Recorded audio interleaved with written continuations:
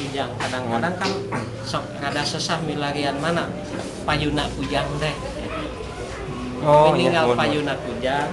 Sebentar itu, Pak. Anu berbentuk huruf alif. Nah, ya kan?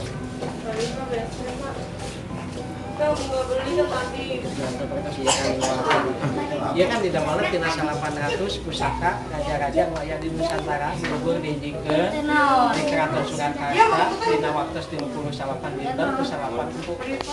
Warna asmina ya dilapisi emas, terus anu batu bintik-bintik nu aralit batu meteor.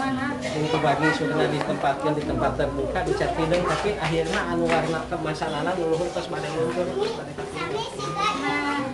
Hah?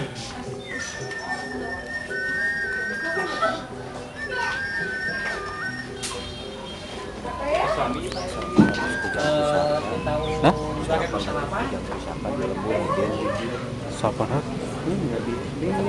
Dengarkan tuh di kerajaan. Pakar aksara Sunda mah. Duka.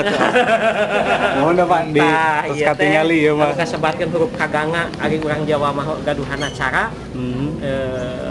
Ke Sunda ge gaduh.